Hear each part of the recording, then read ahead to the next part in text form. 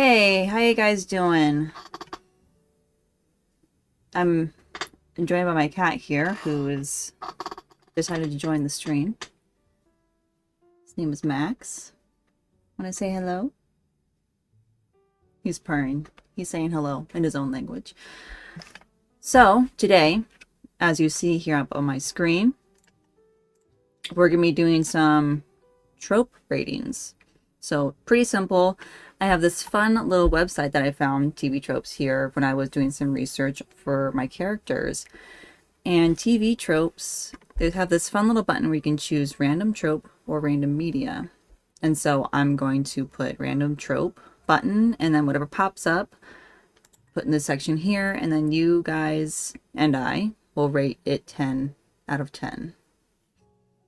I see you guys' comments. Hi, Avery. Hi, Alex. Max is very cute. Yes, he's very adorable. He is my little writing buddy. Okay. So the plan is to stream for like an hour or so.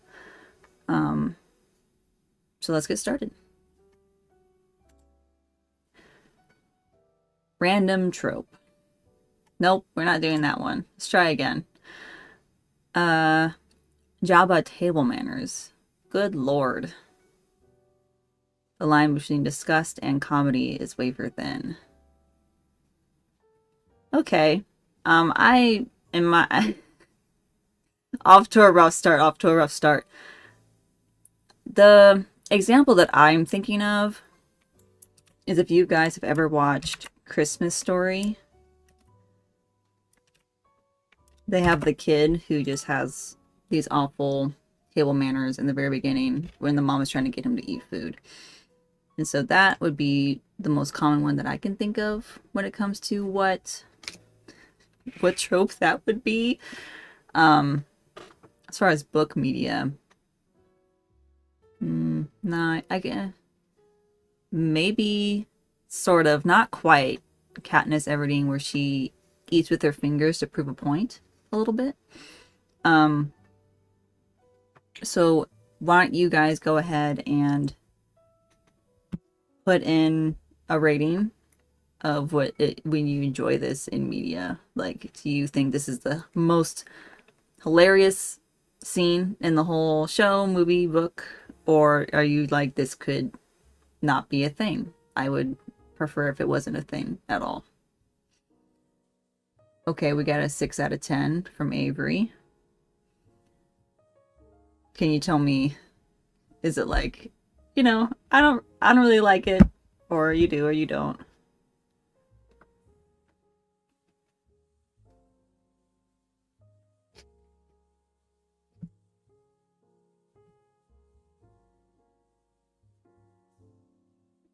Two out of 10. Okay, so we're on the lower side of this. And if my mic is too loud, just let me know.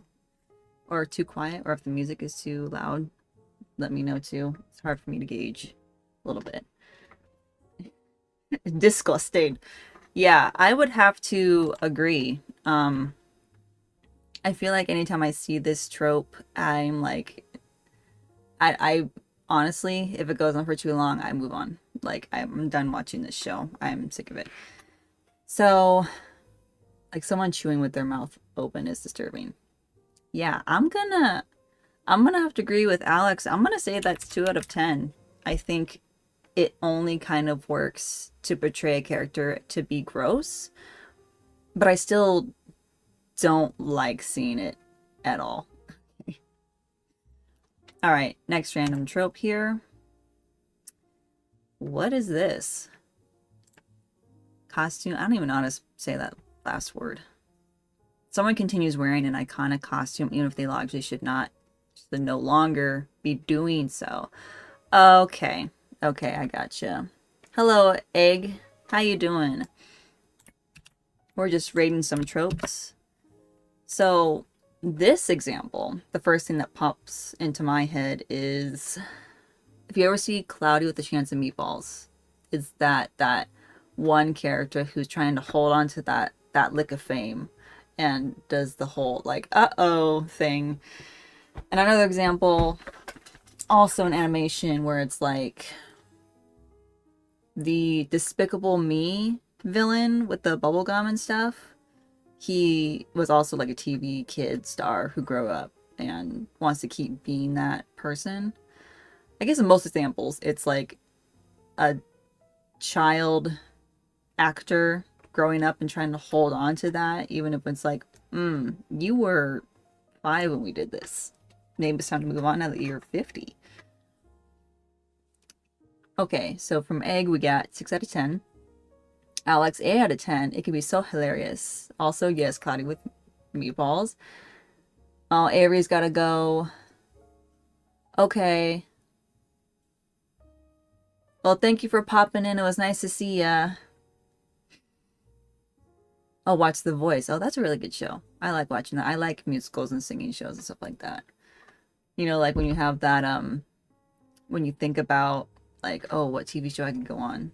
The Delulu side of me is like, I could do that. I can't do that. So we got a 6 out of 10 and an 8 out of 10.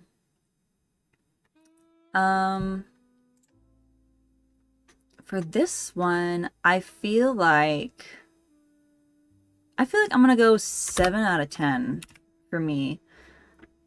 And I feel like if it's done well, it can be funny. But I feel like, you know, with the it kind of depends on how the character handles it. Like if they're kind of weird with it, it's like, okay, like I'm losing interest. But when it's done well, I enjoy it too. I think it's funny. Okay. Elongating arm gag. Okay. Well, this picture has a good example. It's very common in the golden age of animation. So this is more like your 1990s cartoon, the Jetsons kind of feel. Because the first instigation I get is like, oh, Elastigirl, but her power is kind of flexibility already, so it's not really a gag, that's her ability. So I honestly don't have any pieces of media that I can think of. If you have any ideas of pieces of media where you see this, let me know. Oh, look at this. It gives you some options. Live action films. The Cat in the Hat, there's a deleted scene. Well, that's great. Space Jam.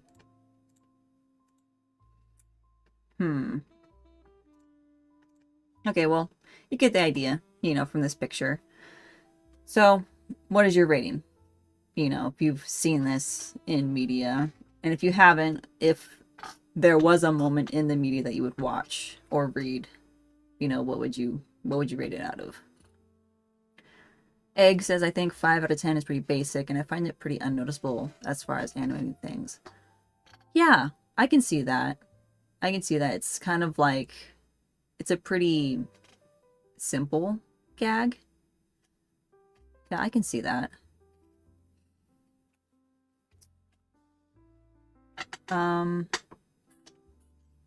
Give you guys a minute for any other ratings for this one. I think for me, I think 5 out of 10 is a pretty good gauge. It doesn't do anything like, oh wow, that was funny, but I don't hate it. Like, I wouldn't turn off the TV if somebody did that gag. Like, I wouldn't be offended or anything. Yeah, it feels normal. Yeah. Maybe it's because it's been around for so long, it feels so normal. It's no longer like anything like, wow, this is new, this is cool. Okay, I'm gonna move on to the next trope here. Physical memory. Okay, now that's a good example from Owl House. Sometimes Work Efficient has to come up with some creative ways to show or represent a character's memories. Sometimes this is accomplished by giving the memory of a physical, tangible form that could be interacted by the characters themselves. Depending on the work, it could lead to devastating consequences if that physical memory is damaged. Oh, Alex said in relation to the previous long one, it would be kind of cool to see someone try to cosplay a character that has really long arms. Yeah, I see that with like Dr. Octopus. I feel like that cosplay, people can get really creative with that one.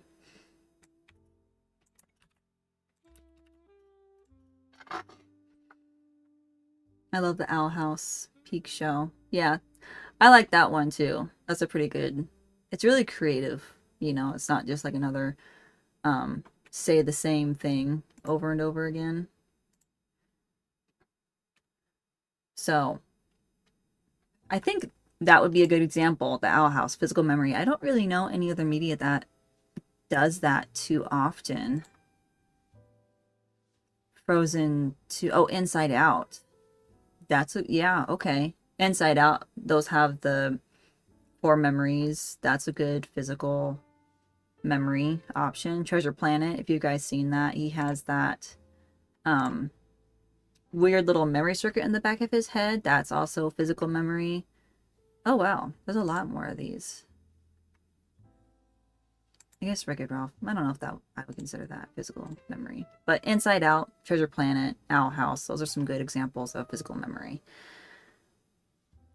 And it seems like a Alex said, seems like a cool thing with memory letter gets burned and they forget everything about it.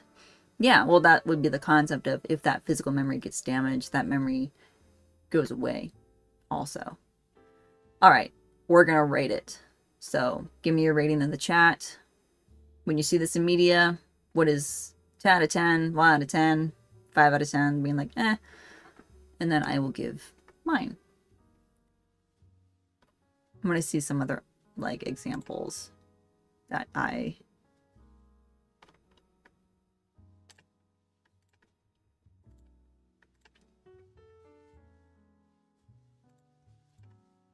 Literature. Harry Potter has that.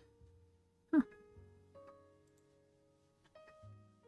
Egg says 8 out of 10. Alex says 7 out of 10. Yeah, I'm gonna go with the 8 out of 10. And I think 8 out of 10 because physical memory can be betrayed in different ways. Yeah, it's very flexible and creative to work with. You know, even though the trope is physical memory, the way someone portrays that as physical memory, it can be different across the board. You know, the Inside Out were orbs, Treasure Planet was a chip in the back of the head, and then with Owl House, it was literal pictures coming from the head. So being creative within that one trope, I think that's really cool. Actually, it would be interesting to put into a story of mine. Okay, next trope here. Demon of human origin. Demon was once a mere mortal. Okay.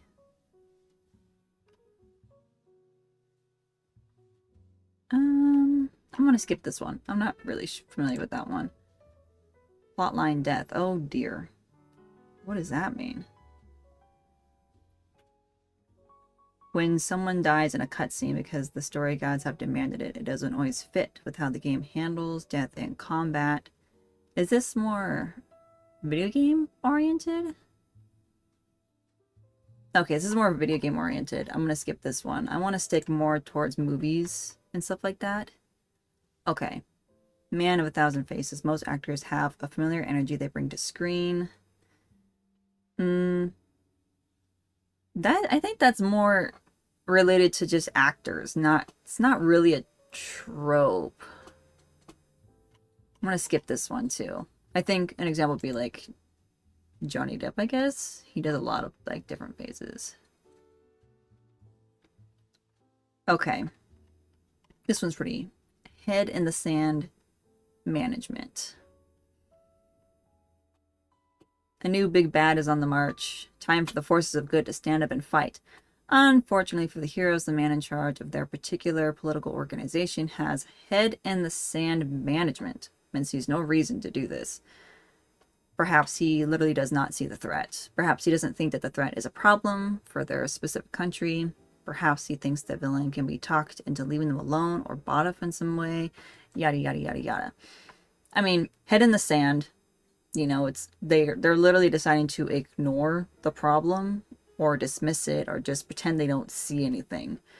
And specifically, it's like somebody in charge. like the leader.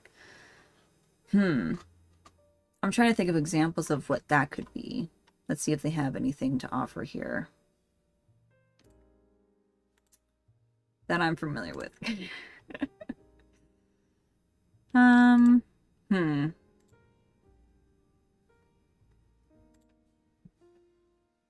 Oh, this one is so frustrating. 3 out of 10.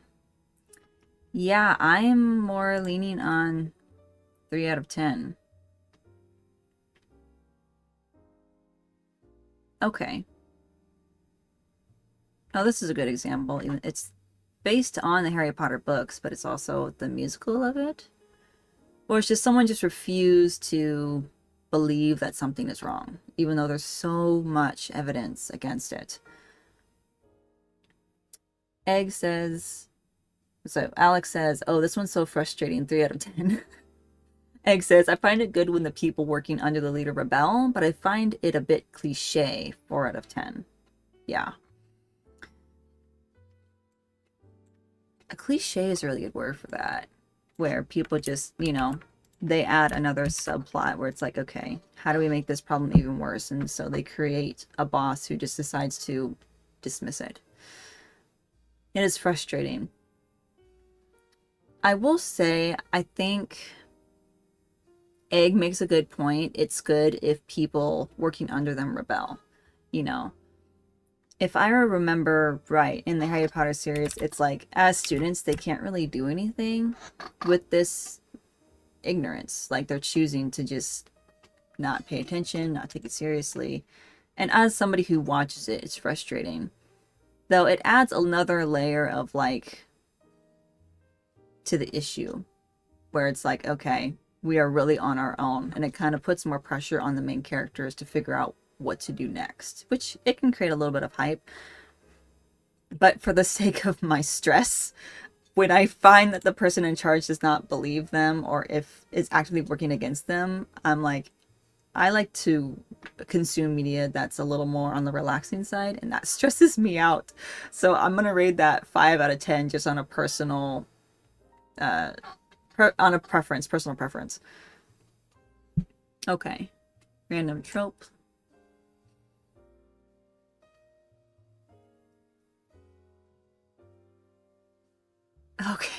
Okay, it's a costume party, I swear.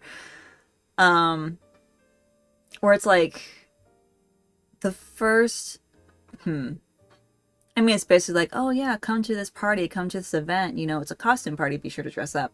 And then that person comes dressed up, and the rest of the party is in normal clothes, or just in a different clothes that's clearly not costume party, just like this comic, you know, the rest of the people are all dressed nice, and the person on the right is in a costume because they were told it was a costume party. The first media I can think of is Legally Blonde, where she is getting bullied, you know, kind of passive aggressively.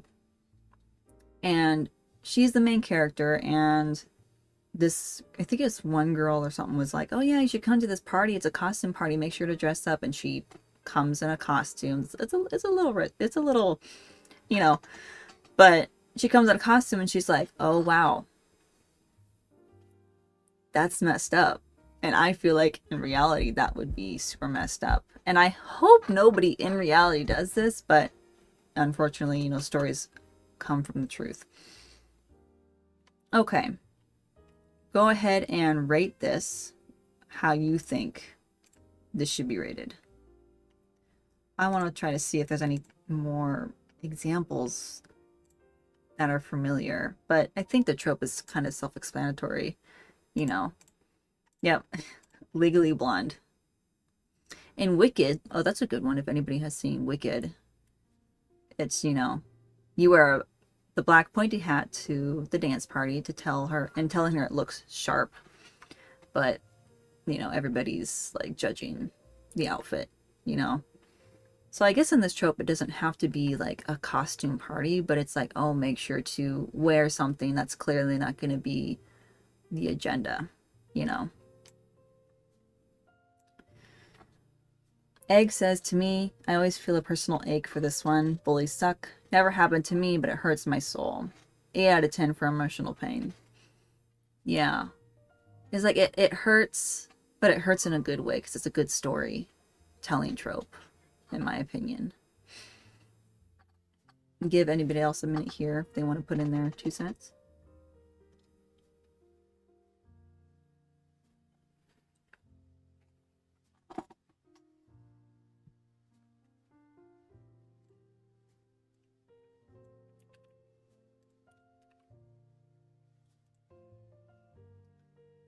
It's a costume party, I swear. I think I'm going to give this a 9 out of 10. I actually do really like this trope because it's a very visually, like, wow, this character is really, you know, the oddball out, and it makes you root for the character, especially like in Wicked where she kind of owns it. She's like, okay, fine, I am wearing this hat, but I'm still gonna be here and I'm gonna dance. Legally Blonde 2 does that where she's like, whatever, I look good and I'm gonna own it, even though you guys were trying to put me down. It gets the audience to root for them. So, for me, 9 out of 10. Ghost ship. This is very specific. The main characters receive a distress call or randomly come across a seemingly deserted vessel and have to figure out what happened and where everybody went. Okay. I'm not too familiar with this trope. I think the first, I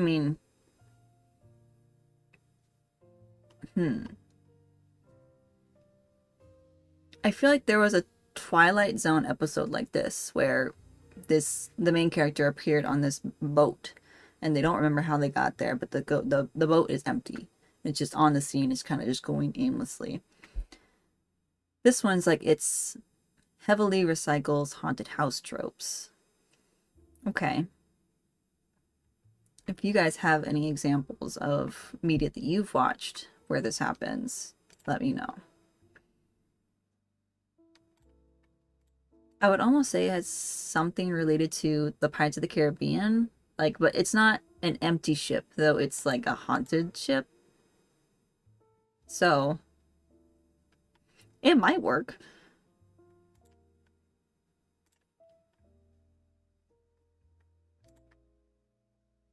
Egg says I like it in a creepy, eerie way. Heebie-jeebies. I definitely get Twilight Zone vibes, 10 out of 10. Yeah.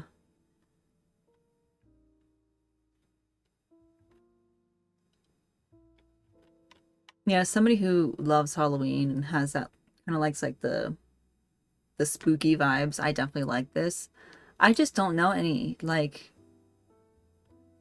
I just don't know any media that I would be familiar with where that happens. But the concept is pretty cool. I almost don't think it's like a singular trope. Like it's a costume party, I swear. It's not part of the story. Like I feel like the ghost ship is like the main point in the story, or it's like one of the main sub points. It's not something that's can be completed in one theme or something like that. Alex says, I feel like this is way funnier in illustration, but it's chill in writing. Now that's a good point.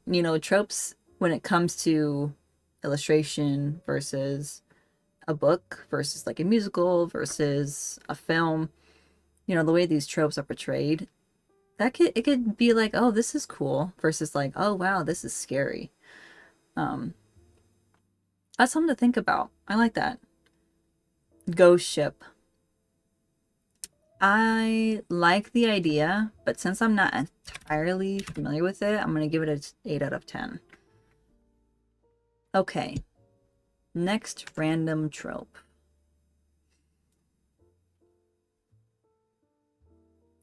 Cruise episode. So that's pretty related to the ghost ship. Okay. When a show needs one episode to let characters rest or relax, then it's typically a vacation episode. Another common location. Okay, so it's like the beach episode, but it's a cruise episode. That's very specific.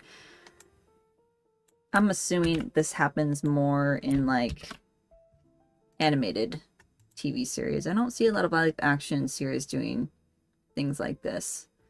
Anime especially is very famous for the beach episode, though a lot of them are a little on the inappropriate side. But it's like a filler episode. So I guess you can either comment your rating on filler episodes relating to beach in general, or if you want to be specific and be like cruise episodes specifically, you can give either rating. Egg says, I find these a bit annoying sometimes, a bit bland. 4 out of 10. Yeah, you know, I'm somebody who likes the TV show to be just the storyline. Like, some fillers can be cute, but I feel like some beach episodes are, you know, in the earlier animes especially, is like fan service, and I don't like that at all. Cruise episodes specifically, I don't think I've seen a cruise episode. So beach episodes specifically,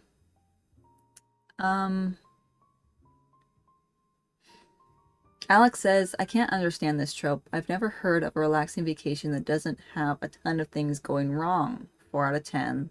Like egg. Yeah, that's a good point. A relaxing vacation where nothing goes wrong. Oh, egg says, oh, well, thank you, egg. I really appreciate it. Fun fact, I am actually an English teacher's assistant for my job. So this is something that I really enjoy doing. So I appreciate that. Cruise episode. But Alex makes a good point about most vacations aren't relaxing, especially like most stories when they write about vacations. It's usually like something goes wrong and the vacation goes wrong. Like, it's really boring to see a vacation go right, you know, even though you as a person wants the vacation to go right. When it comes to media, you want it to go wrong just to see what would happen. I think it's cheaper by the dozen where they do this a little bit, where a vacation just goes wrong. Everything goes wrong left and right. Oh, thank you, Egg. I appreciate it. Okay, let's rate this one. Cruise episode. 1 out of 10. I skip it. Well, I'll give it a 2 out of 10 because sometimes it's fun to see characters in a different light, but most of the time that's not the goal, and it's pretty boring to watch. Okay. YouTube Kids channel. What is this? Oh. YouTube's kids channel are supposedly aimed at children's 8 to... I don't know what this is.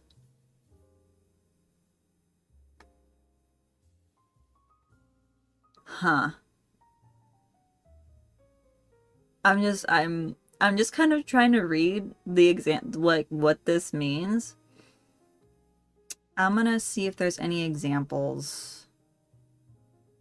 Oh, I don't know. If you guys are familiar with this, please put it in the chat, as I am also trying to understand on the fly. Okay, educational concept. Alright, if y'all don't know this one, I'm gonna skip it, because I don't know what this is. I mean, okay, so this is Spider-Man and this is Elsa getting married. What? I'm assuming it's... The keyword here is supposedly aimed, so I'm assuming it's some kind of, like, comedic...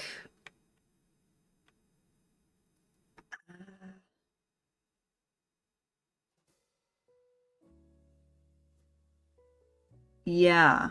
Yeah, okay. So it's like, you know, slipping adult jokes into kid media, but that's the whole context of it. As somebody, I don't know what it is. So it's overall really uncanny once you're over 8, says Alex. And then Eggs, like, think of Coco Nealon-esque high Adam cartoons based on random pop culture characters like Spider-Man, Hulk, Elsa, and the Hulk. Huh. Okay. All right. I want to let you guys rate this one. I'm not familiar with it at all. So I'm just going to let you guys rate this one because, yeah, I'm just flabbergasted at the picture of Spider-Man and Elsa.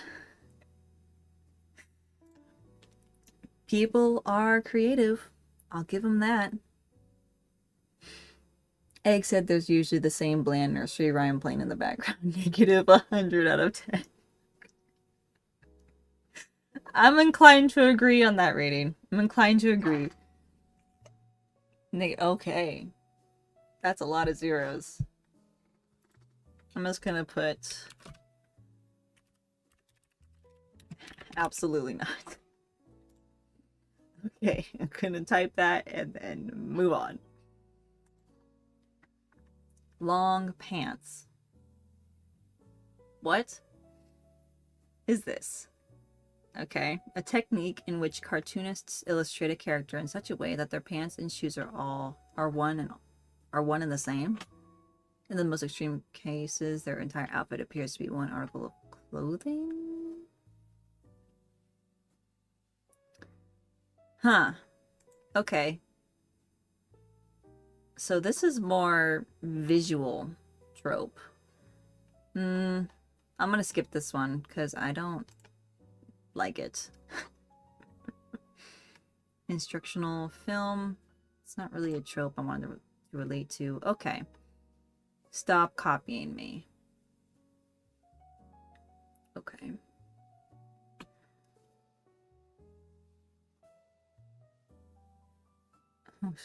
Alex says, that just sounds like my outfits, to be honest. You don't know where the shoes start and the pants stop and all that good stuff.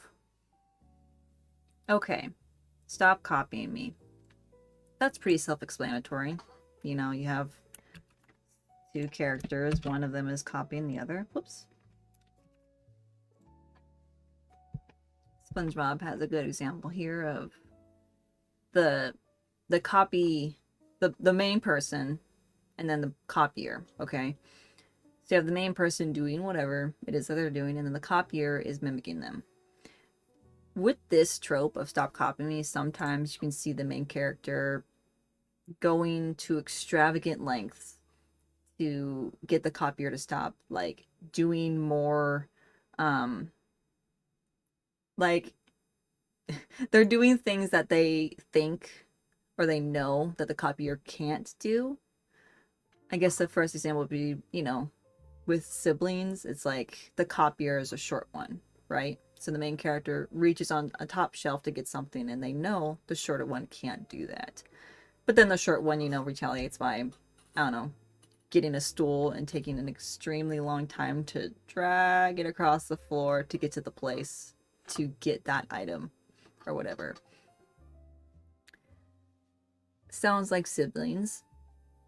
Yep, as a sibling myself, that definitely is. Egg says, I honestly find these funny to watch, but not in real life. It's funny to watch, but not be a victim of. That's for sure. You guys can go ahead and rate these. I'm going to see if there's any specific examples that I'm familiar with, though I think this trope is pretty self-explanatory.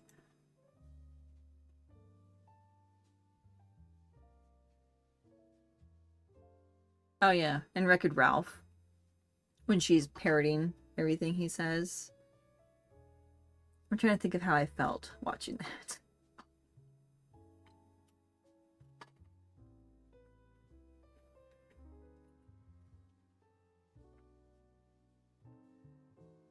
Alex says these can be annoying if it's small, like the same outfit, but when it turns to a competition, it's so entertaining to see how far it goes. Yeah. Just see how each person, how far they'll take it.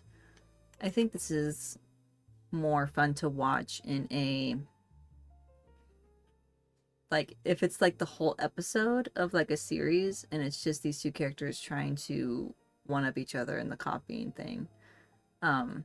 Or you could take a spin on it and make it like a problematic thing as well. I think both can, you know, push the story forward or the relationship of the two characters forward, or just, you know, just for laughs, you know. Alex says 8 out of 10. I'm going to give anybody else a minute to rate this one. 2.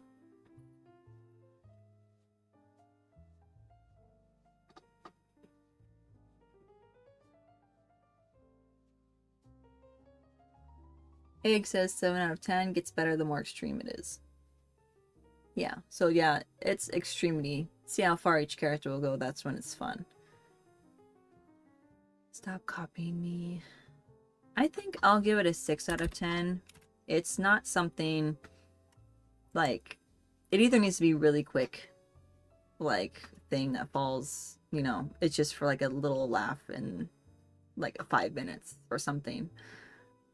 For a elongated period of time, I'm like, okay, moving on. All right, next trope. Okay, not really a trope. Real dreams are weirder.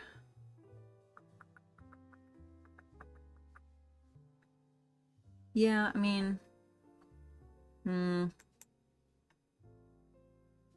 your little dog too. Okay. Okay, I can do this one. So, the trope and your little dog too. When the villain threatens or targets an innocent for the sole purpose of showing how evil he is, and that innocent just happens to be someone the hero cares about a lot, which justifies the hero kicking butt over it. Also, it's like the hero doesn't care about themselves, and then once their friend is being threatened, that's when they snap, or that's when they start to take the villain seriously.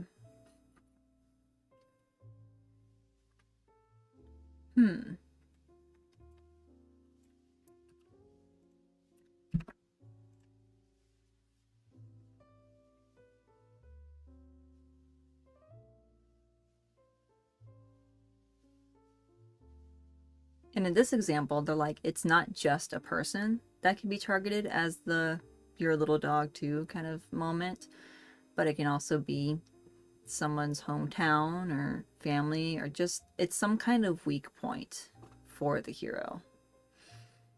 Alex says this is such an awesome trope. The drama and the versatility, 10 out of 10. Yeah, I really do like this trope. I think it's a good trope to use when the hero may not have any reason or want to fight the villain. Because, you know, when you think of the hero and villain, it's like, oh, they're always on opposite sides. But, you know, sometimes the hero is just like a person who doesn't really want to get involved or doesn't see any reason to. So when you have this, like, if you don't deal with this, I'm going to come after somebody really important to you, and that's when the hero goes into action. Or if the hero underestimates the villain, being like, oh, you know, they wouldn't actually do that, and then they do, and then that's when the stakes have severely risen. I do like this trope. I think there's a lot of different ways that you can portray this. I'm going to agree. 10 out of 10. I'll give you guys a minute to put in your ratings, and then I will choose the next one.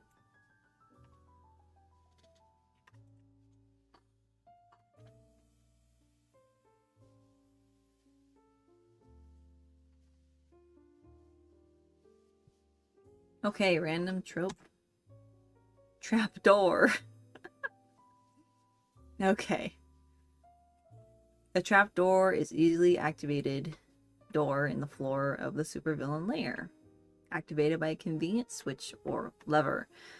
So, pull the lever, Kronk. That's what this is. But I guess in this situation, the trapdoor could also, it's a trap for the hero.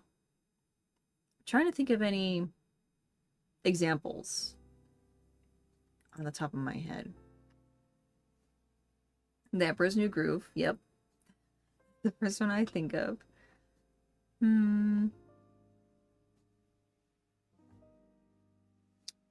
Wreck-It Ralph. Fix-It Felix Jr. is captured by King Candy via a handy hole under the doormat. Yes, I remember that too. I guess in this trope, it's kind of like a comes out of nowhere kind of trope, where it's not like, okay, we're going to set up this trap and then we're going to get this person. It's more like they're in a conversation and then all of a sudden they fall through the floor. And it's like, oh, okay. And I definitely think it's more comedic effect than pre-planning effect. Alex says, great idea, but it feels a little bit overused. 5 out of 10. Okay, I can see that feeling a bit overused. I think it's just more for a younger audience too. You don't see it that often in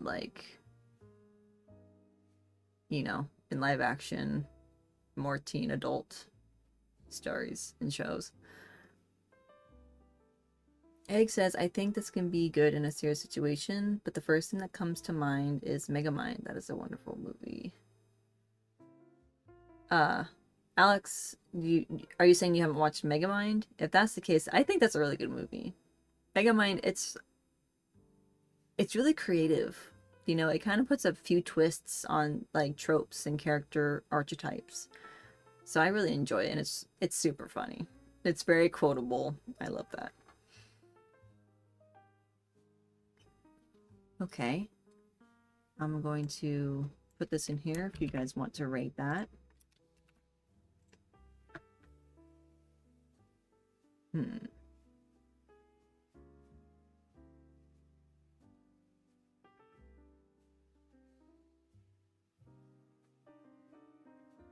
going to put this at 7 out of 10.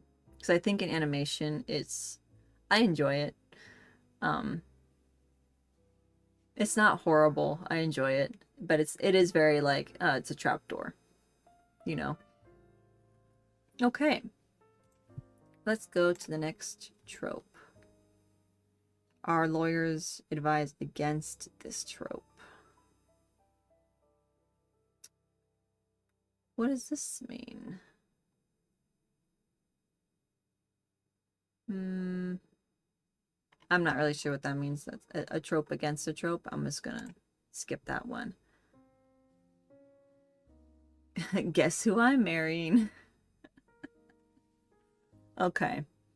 My uncle. My enemy? Okay, so yeah. So the hero and the villain, that's kind of where this trope would fit, where it's like the villain is marrying the hero's family member, In this example, Spider-Man is watching Dr. Octopus marry his aunt, making Dr. Octopus, the villain, his uncle. I don't see this trope that often. I can't think of one on the top of my head, but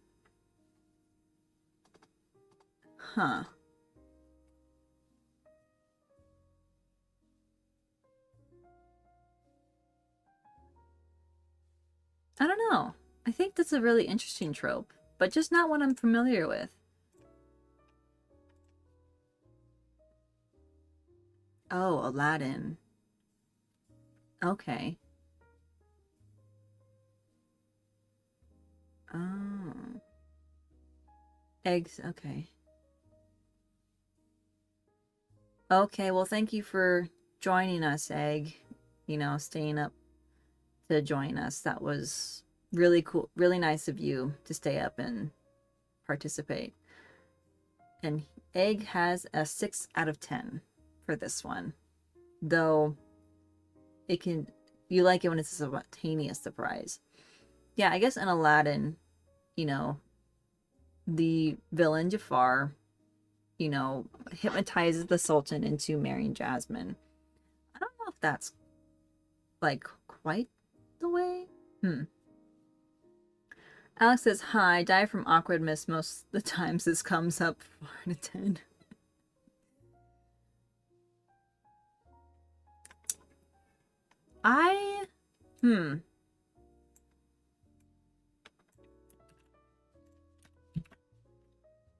I think actually this trope is actually pretty good when it's done well. Where it's like, oh, you know, I feel like you have to have enough foreshadowing to make it work. Oh, bye, Egg. Thanks for joining us. I think for this trope, Guess Who I'm Marrying, I think it works best when there's a lot of foreshadowing behind it.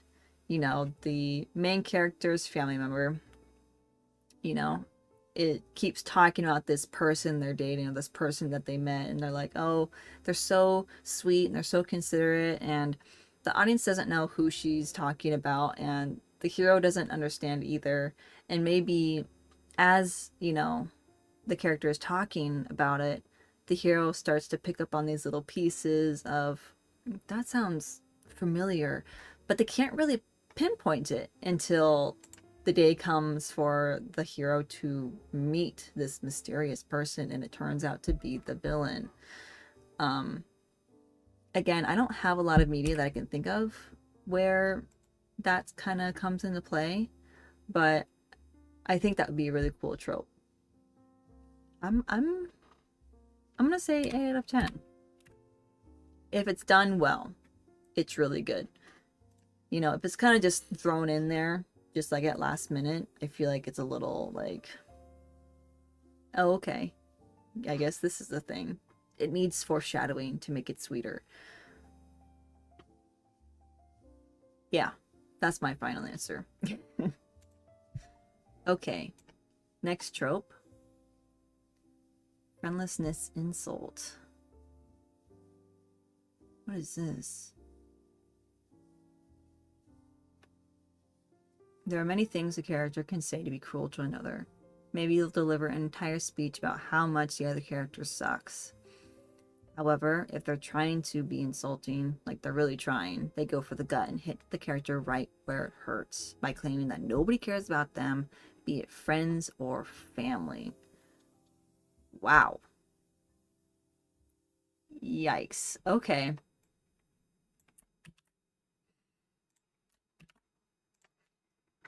Yeah, this can be a really rough trope. I can't think of anything specific, but this trope does appear a little bit in like anime and animation, where it's like nobody loves you, and specifically your parents never did, and this is the reality of your life, and there's no reason for you to be around. God, that's awful. I mean, I don't like it because it hurts, but it's supposed to hurt, so I'm a little mixed on how I feel about this. Go ahead in the chat and rate it as I try to come to my conclusion. I think Friendlessness Insult. Alex says this one can sting. It's awesome for angst though, and it can be done really horribly though. 9 out of 10. Yeah, I feel like you don't want it to be too mean to the point where like the audience doesn't I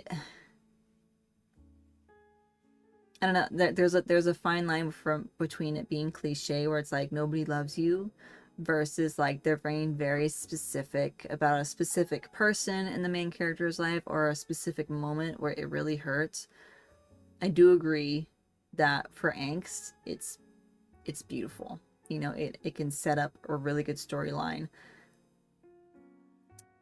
I'm gonna do a 9 out of 10 as well, you know, because there is that little 1% where you don't want it to make it too cliche where it's like nobody loves you. I feel like it needs to be specific to the character for it to be, you know, for it to work and work well. Okay, next trope. We probably have time for maybe like two or three more, depending on how long I want to deep dive into it. No, I don't want to do that one. Consistent clothing style. Okay. This character always dresses a certain type of way. And we don't mean a uniform or a limited wardrobe. This character changes clothes quite frequently, probably to the point of unlimited wardrobe. But all the outfits of their choosing seem like variations of a theme, to the point that the character has a signature sense of style. Okay. So, for example, a girly girl might dress in excessive florals. A biker might have a rotating stock of leather jackets. A stoic businessman wears power suits everywhere. However, the real purpose of this trope is to help a character stand out from the rest of the cast through a unique visual style, without resorting to dressing them in the same outfit every time. This audience then begins to associate this look with the character. Okay.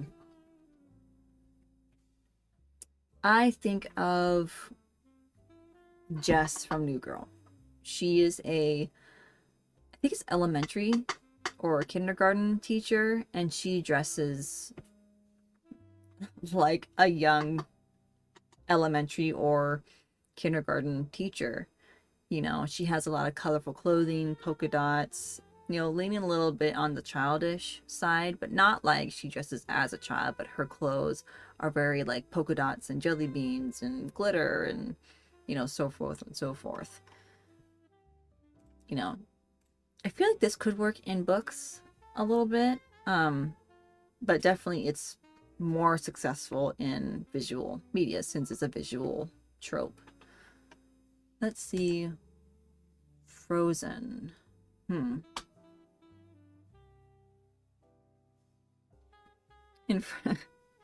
Elsa consistently dresses in cool tones, especially in icy blue, that evoke her ice magic.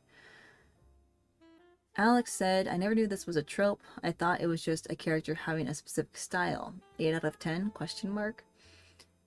Yeah. Hello, Andai. Thanks for joining us. We're just rating some tropes, and right now we are rating consistent clothing style. I have to agree, Alex. I thought it was just, you know, a character having a specific style. You know, and I think a good way to compare this is like if you were to watch a TV show where all the students are in, you know, they're all students in high school, right? There are some TV shows where everything is very jeans, t-shirt, sweater, or skinny jeans, boots, and like a fancy top. Every character just kind of dresses very simply. But there's also other stories where every character dresses to maybe their stereotype or their job or their interest. So I guess in this trope, consistent clothing style, I guess the key word here is consistency. Like they always dress like this. Yeah, okay. So, like it says here, like the girly girl might dress in floral all the time. Or the biker dresses in leather jackets all the time. And this trope is different from like the cartoon characters who wear the same outfit every day. So, I guess in comparison to people who have the same outfit every day in animation versus people who have clothes that are pretty basic, like basic t-shirt, basic jeans, shoes, whatever. I like it. I would say I'm gonna give it 10 out of 10. I like every character having their own sense of style. I also like it when the the clothing reflecting the personality, you know, comes in a group setting. I really enjoy that a lot. Especially, you know, like in high school. In high school stuff where it's like you have the nerd and the jock and the yada yada yada. But I also think this trope isn't stereotypical. You know, it's just they dress as who they are. So go ahead and put a rating on what you think of this trope. I think this is a pretty basic trope that you just kind of pass by. But go ahead and put a ranking in the chat of what you think of this trope, and then I will move on to the next one.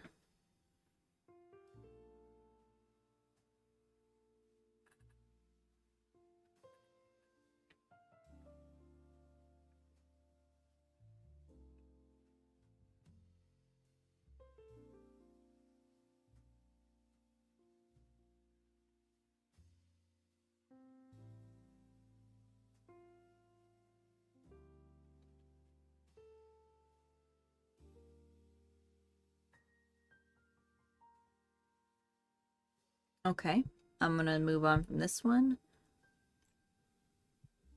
Superpower date.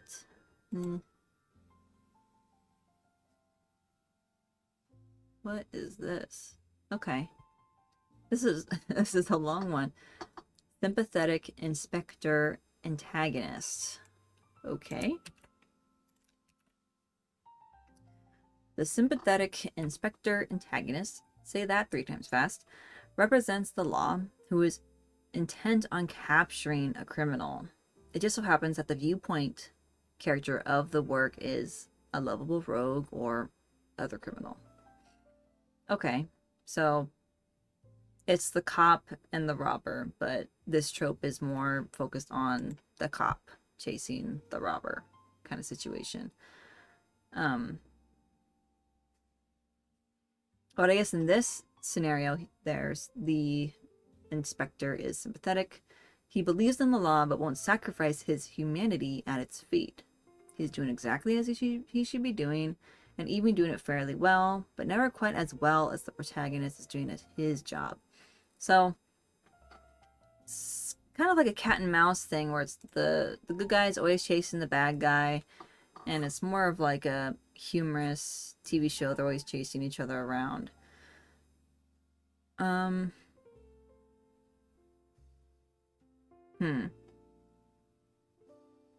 Let me see if there's any media examples for this.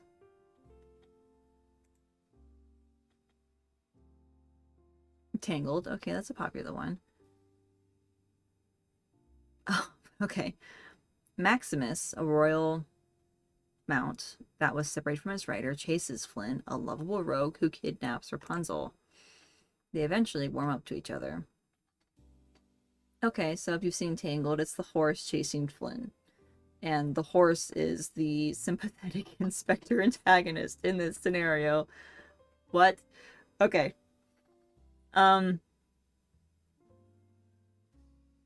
Yeah, I think this is a pretty sweet trope, I guess. You know, the cop's just doing his job and the robber is a criminal and they just kind of chase each other around. I guess Tom and Jerry would kind of fit this a little bit. You know, where Tom is the sympathetic inspector at this point.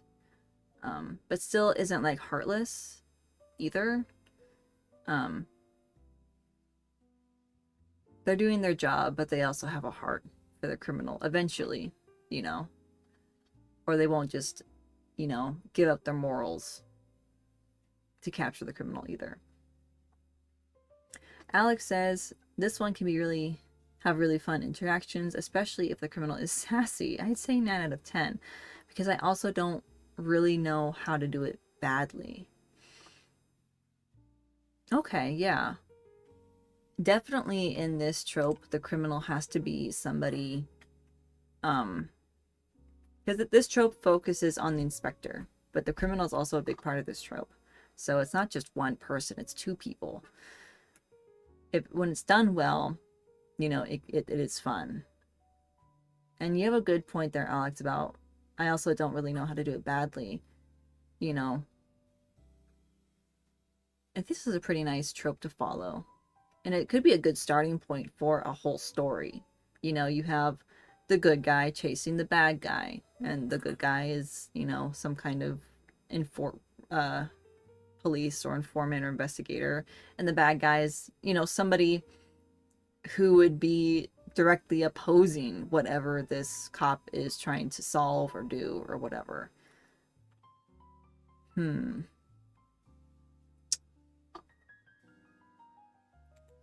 I say I'd like this too. I feel like I'm gonna give it an 8 out of 10 because I really do enjoy this trope. But I feel like it kind of sets you into a specific storyline because it has to be a cop chasing a criminal, you know, for that to kind of work. It's not a bad story, and I like that story. I just think that it needs to be a specific kind of story, so it kind of limits the creativity a little bit. But when it's done well, it's great. So I had planned to end this at 7 o'clock. Andine, if you're still here, I don't really have any place to see who's here and who's not, but I can do one more just because you just arrived here and I don't want you to feel like you came on just for it to end. So I'll do one more to end the video.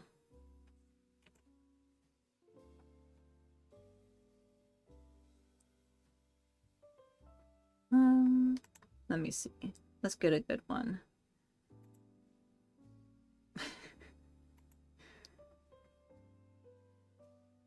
Trying to find one that's like interesting. A lot of these are just like pieces of like conversation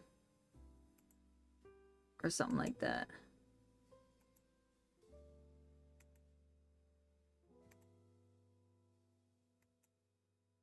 Oh God. No, we're not doing that. These are kind of like interesting.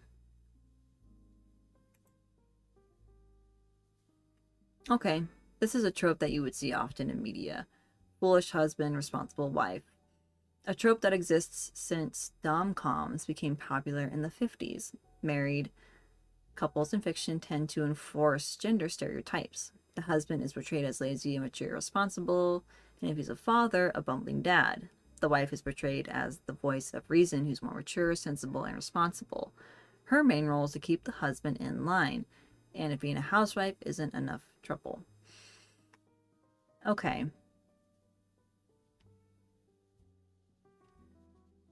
The husband may not particularly be outright stupid, but rather he has poor impulse control and may be overprotective, while the wife may be only sane by comparison and have very low moral standards when her husband isn't around. Okay. So there is a lot of ways that this trope specifically could be portrayed. I'm just going to copy this in here. So this gives a few examples of how it could go. I feel like this is and it leans very much on stereotypes. So this is a little iffy for me, personally. I think, you know, it can be kind of obnoxious to watch, especially if it's like a really long live action series and there's no room for character development. I mean, there is room for character development, but if the TV show does not develop the characters, I get bored of it very, very, very, very fast. Alex says, I don't know how to feel about this one. I feel like it's so overdone. It can be really good, but also so frustrating. 4 out of 10. Yeah. Yeah, it can be very frustrating. I think this can be good if it's not like toxic or abusive, and there's a chance of um character development. This trope needs character development for it to be good, because if the story starts as the foolish husband and responsible wife, you kind of get a feeling of what these two characters' dynamics are, and then as the show or the movie goes on, they get growth.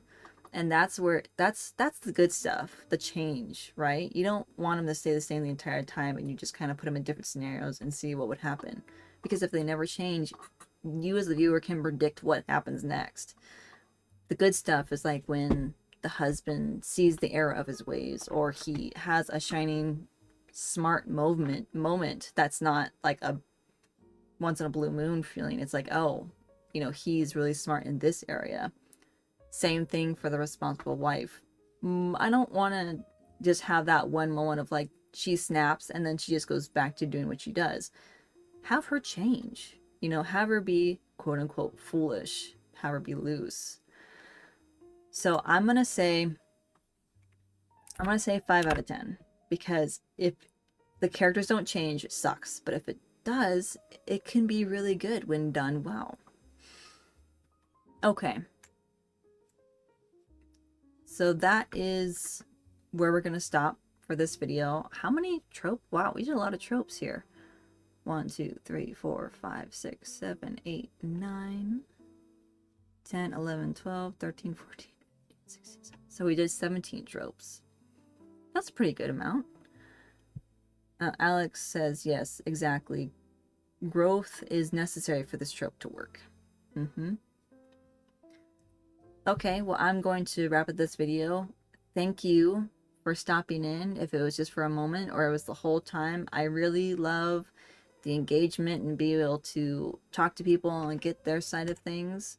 So thank you for watching. I might do this again next week, or I'll put a poll out to see if there's a better time, because I know some people expressed wanting to come but couldn't. So I'll put a feeler out there if there's a different time. But thank you for joining. If you want to see more videos like this, just let me know, and we can do some more of these tropes. There's a lot more than I thought there was, because they're very specific, which I kind of enjoy, and gives me ideas for stories and story moments. Okay. Have a good night, you guys. Thank you for watching, and I will see you another time.